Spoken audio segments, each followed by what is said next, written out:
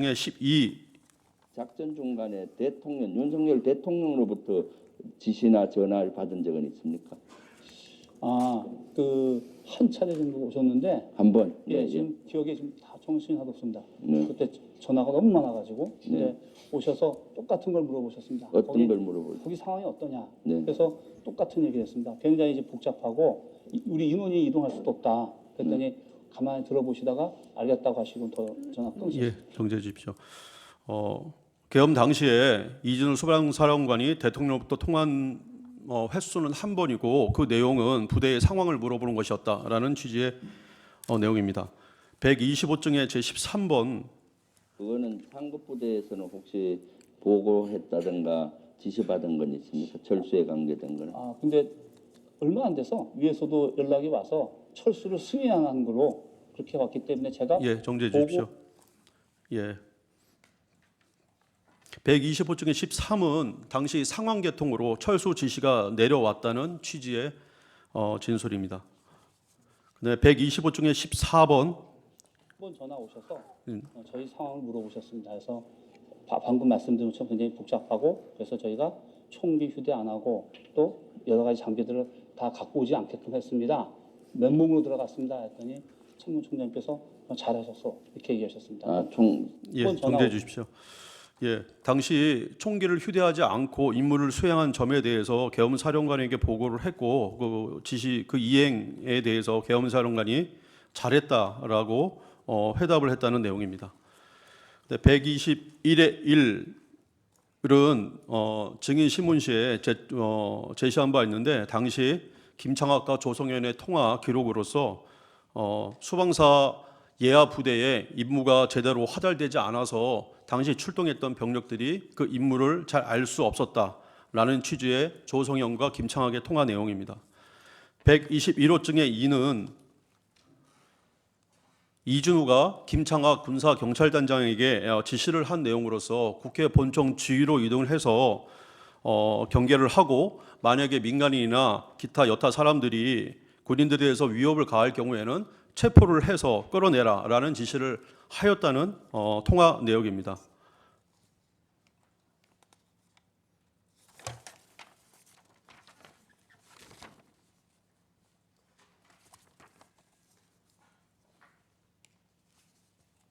예, 이상입니다.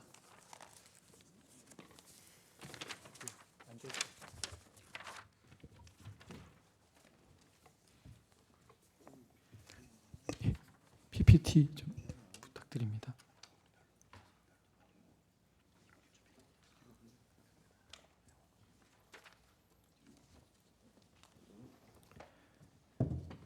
네, 조태우 변호사입니다. 계엄과 선거관리 시스템 비상점검의 정당성에 관한 서증 요지 진술을 시작하겠습니다. 을 제159호증 파주을 재검표 검증 조서 중 금촌 이동 제2투표소 투표록에 관한 내용입니다.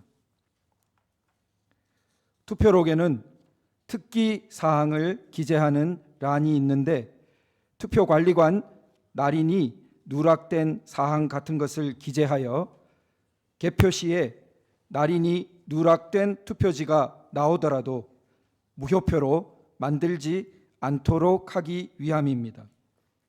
이 투표록 특기 사항란에 오전 09시 30분대에 약 20장의 투표용지가 투표관리관 도장 날인 없이 선거인에게 교부됨이라고 기재되어 있는데 선관위 사무총장의 증언에 의하면 저 글씨를 쓰는 것은 보통 투표관리관입니다. 국회의원 선거투표 1년 번호지 한 건에 대하여 절취하지 못함이라고도 기재되어 있습니다.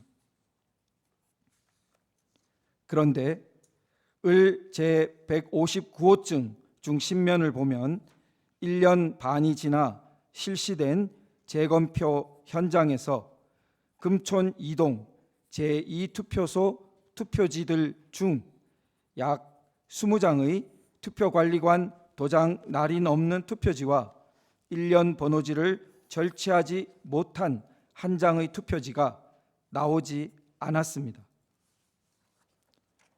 재검표장에 들어온 투표지들이 투표소에서 투표된 진짜 투표지들이라면 당연히 금촌 2동 제2투표소 당일 투표지들이 담긴 봉투 속에서는 투표록에 기재된 대로 약 20장의 투표관리관 도장 날이 넘는 투표지와 1년 번호지를 절취하지 못한 한 장의 투표지가 나타나야 했을 것입니다. 그런데 이런 투표지가 단 한 장도 없었다는 것은 재검표장에 반입된 금촌 2동 제2투표소 투표지들이 가짜 투표지들일 수 있다는 의심을 불러일으킵니다. 을 제162호증은 재검표 당일 이른 아침 재검표가 실시된 고향 지원에서 위조된 투표지 함을 내리는 것 같은 장면을 목격한 법원 경위에 관한 보도 기사입니다. 을 제182호증의 1 불기소 이유 통지서는 원고 박용호 후보가 이 사건을 고소했으나 경찰의 불송치 결정서 그대로 검찰이 불기소 처분을 한 서류입니다.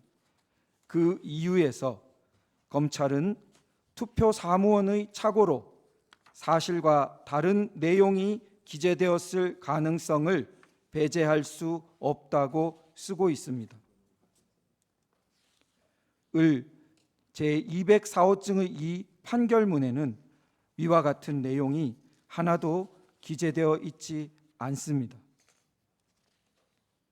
원고의 거듭된 신청과 요청에도 재판부는 위 내용을 기재한 투표관리관과 날인 절취 업무를 담당했던 투표 사무원을 증인으로 채택해 주지 않았고 개표 시에 촬영된 이미지 파일과 재검표 시에 촬영된 이미지 파일을 공개 검증해 주지도 않았습니다. 투표관리관이 위 내용을 실수로 썼다는 것도 생각하기 어렵지만 실수로 기재했다는 진술서 한 장 끝내 제출되지 않았습니다. 원고 박용호의 고소 사건은 경찰의 불송치 결정, 을 제182호증의 1과 같은 검찰의 불기소 처분 후 항고를 통해 고등검찰청으로 갔다가 단 몇 줄로 기각 결정된 후 고등법원에 재정신청을 접수했지만 수사기록 열람마저 거부된 채 다시 기각되었습니다. 마지막으로 이 사건은 재항고되어 돌고 돌아 원래의 선고소송이 진행되었던 대법원으로 다시 가 있습니다.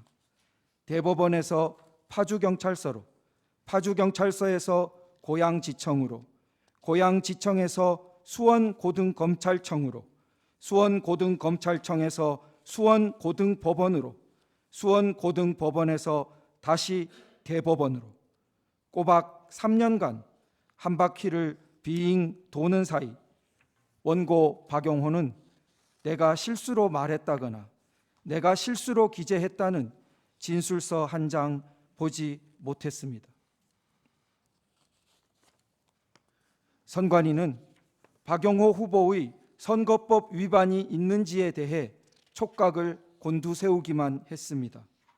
이것이 대한민국 선관위와 이를 감시하고 견제해 줄 것이라 국민이 믿어온 경찰서와 검찰, 법원의 민낯입니다. 선관위 사무총장은 지난주 본 심판정의 증인으로 나와 금촌 2동 제2투표소 투표관리관, 투표사무원 참관인들을 증인으로 신청할 수 있도록 인적사항 제출에 적극 협조하겠다고 공언한 바 있습니다. 부디 재판부에서 선관위에 독촉하여 피청구인의 증인 신청이 조속하고 원활하게 진행될 수 있도록 조치해 주실 것을 요청드립니다.